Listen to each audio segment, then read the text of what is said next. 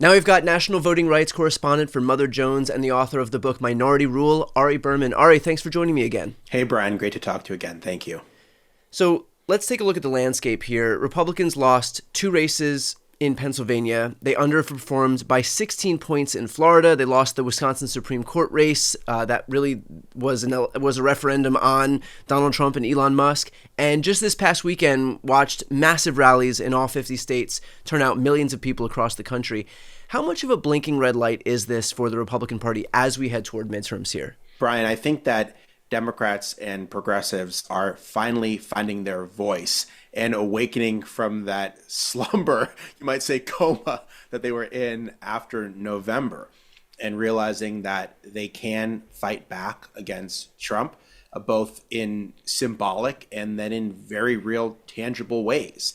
And, the best way to, get over a hangover is to do something about it.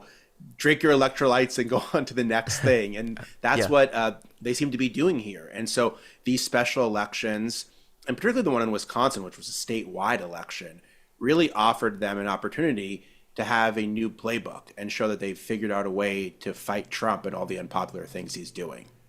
I'm curious as we look at this in the context of whether Democrats have figured out a strategy forward, or if you think that it's more a referendum on the unpopularity of this administration, and whether that means that Democrats have fixed some of the existential problems that we were contending with as we to have an introspective look at the 2024 election. Obviously, we've lost broad swaths of the electorate. Whether this fixes some of those problems, whether Democrats are helping redefine themselves after their brand took such a hit, or if it's just yet again relying on a lot of anti-Trump sentiment, which is not to minimize that. I mean, that was responsible for Democrats winning the House by the biggest margin in modern American history back in 2018. Well, it's like you have a house and the house got demolished, right? And then all you have is the foundation and you have to start rebuilding it frame by frame. And they've rebuilt some of it through what's happened. I don't think anyone believes that Democrats have their entire house in order or they've fixed all the problems from 2024. I mean, that would be naive to think that right now. And I don't know any Democrat that would say that.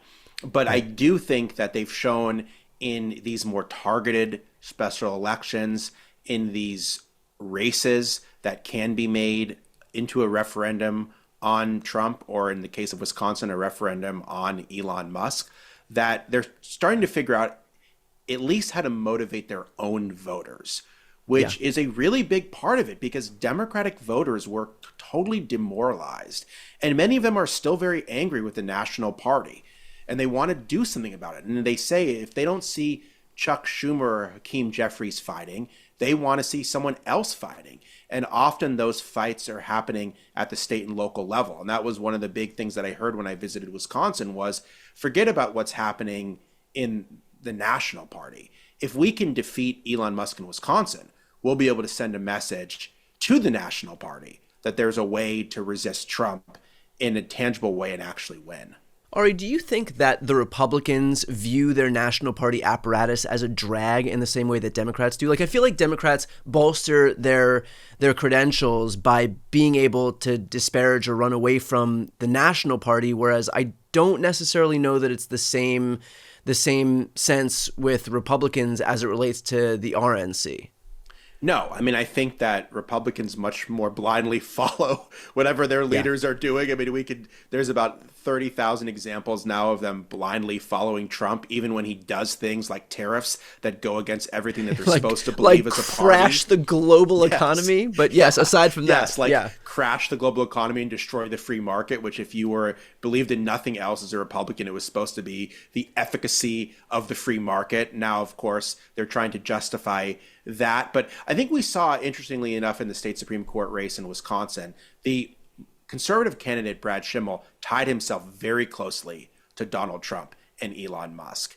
And I think that was a mistake. And they were operating on the basis that if they could just get Trump voters to the polls, they could win that election. And they said over and over, if we get 60% of Trump voters to the polls, we'll win. Well, it's interesting. They got 62% of Trump voters to the polls, and he lost by 10 points because the progressive candidate, Susan Crawford, got 77% of Harris voters to the polls, which is extraordinary to think that nearly 80% of the people who voted for Kamala Harris in November showed up again for a state Supreme Court race in April. So I think a lot of it's just going to be about mobilizing in these elections in 2025 and 2026. In 2028, it's going to have to be a bigger picture thing to figure out what the Democratic Party stands for, who it's going to fight for, how to get back some of the voters it lost. All of those things are still, they have to deal with. But a lot of what's going to happen in 2025 and 2026 is just mobilizing their own voters to turn out in future elections, because that's one way they failed a lot in 2024. Well, we've obviously seen how there has been a shift in who turns out for these midterm cycles. Way back when, before I even started paying attention to politics, it was Republicans who had the edge because they appealed more to older voters who are more reliable voters. And so in these special elections, in midterm elections, it's Republicans who would overperform. That's flipped since Democrats have really garnered more of a voting bloc that includes college-educated voters and whatnot, and so now it's Democrats who overperform in these special elections. I'm curious whether you think for the midterm cycle, where Trump is not on the ballot, and that seems to be when Republicans really manage to overperform. When he's not on the ballot, if you think that will be a situation where this same trend will continue, Democrats will have a better performance, and it's the general election cycle, or when Trump specifically is on the ballot, that Republicans have found their footing. I think that it's going to be a problem for Republicans because Trump's unpopular policies will be on the ballot, but he will not be on the ballot.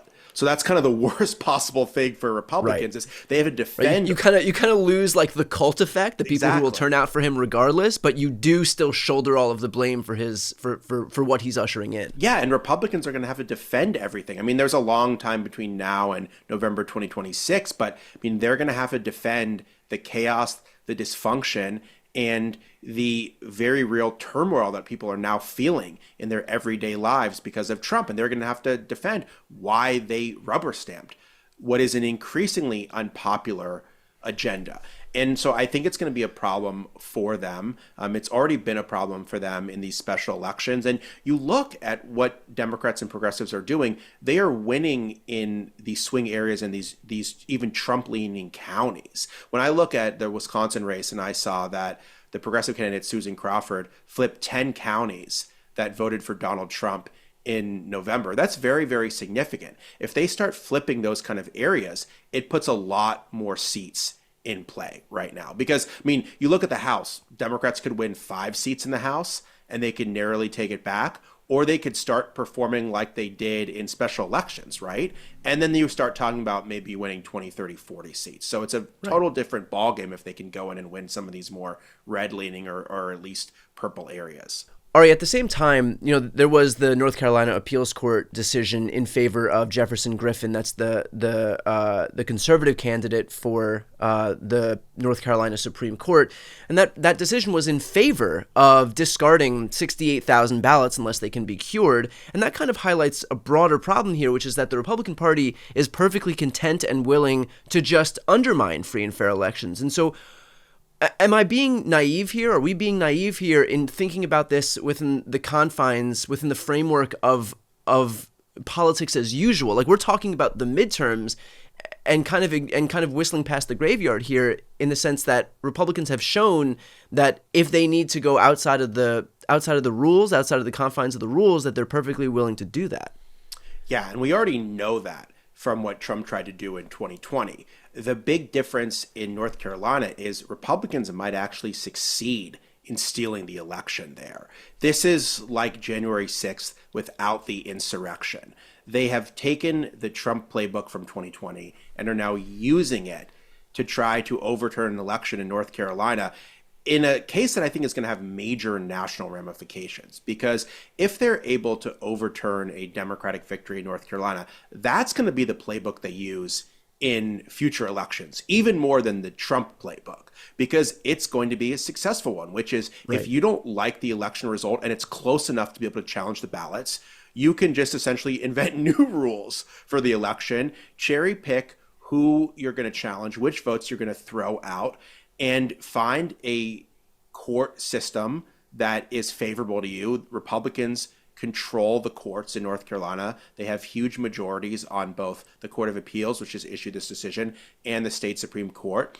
And there's no real guardrails to hold them in effect other than maybe the federal courts getting involved here or voters being able to cure those ballots that are being challenged. But it's extraordinarily dangerous. It doesn't seem to be getting as much attention as what happened in Wisconsin because you don't have Trump or Musk directly involved. But I'm very, very worried what message it would send for democracy if Republicans are just able to outright steal a state Supreme Court election in North Carolina. What happens in North Carolina is not going to stop there.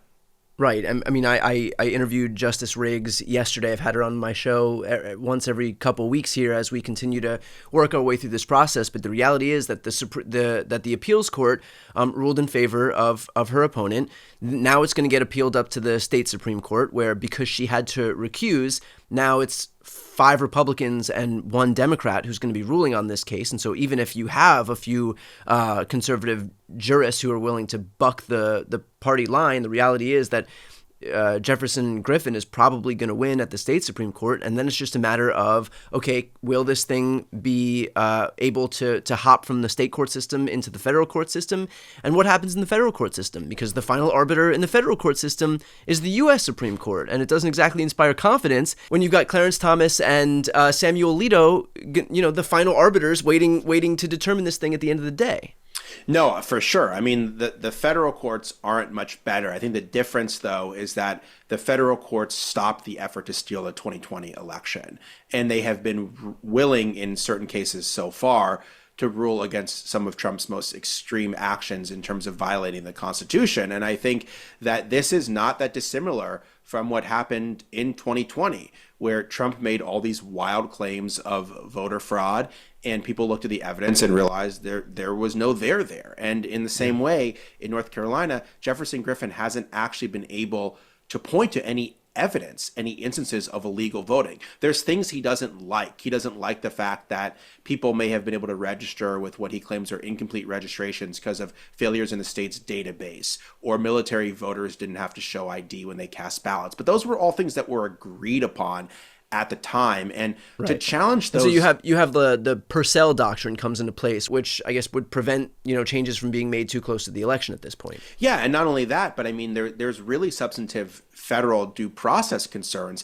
Griffin is only challenging early and absentee ballots. So he's just not even challenging ballots that were cast on election day because those are more Republican. He's challenging, for example, military ballots and overseas ballots only in one county in North Carolina, which voted overwhelmingly for Kamala Harris. So, I mean, he's going about this in a way that raises concerns for future elections and raises concerns under the Constitution in a way that could be troubling for the federal courts. Because on the state level, what the state justices who are Republicans are trying to do, they just want to put their buddy on the bench, basically. And they're willing to bend any kind of law or precedent to be able to do that. But the federal courts could look at some of these bigger constitutional issues and say the state court has gone too far in terms of what they've done. But I mean, that is really the only recourse here unless there's this extraordinary effort to cure these ballots that are being challenged. And that's going to have to be done within a 15-day period. It's not gone into effect yet, but 2 weeks to fix 60,000 ballots, that's a pretty big organizing haul. Right. And hopefully we're in a situation where the federal courts will step in anyway to preclude this process from moving forward so that we don't have to engage in this farcical process where we have to pretend all of a sudden that because the Republican candidate doesn't like the outcome of the election that we're not supposed to accept it. So, obviously some good news here as it relates to Democratic overperformance in these elections, and some bad news as it relates to Republican efforts to yet again undermine free and fair elections. So, Ari, I appreciate your work. I appreciate you talking to me today. And again, for those who are watching right now, if you want to support Ari or hear, see, or read more from him, check out Mother Jones, or you can buy Minority Rule, which was a great read. Ari, appreciate your time. Thanks so much, Brian. Great to talk to you again.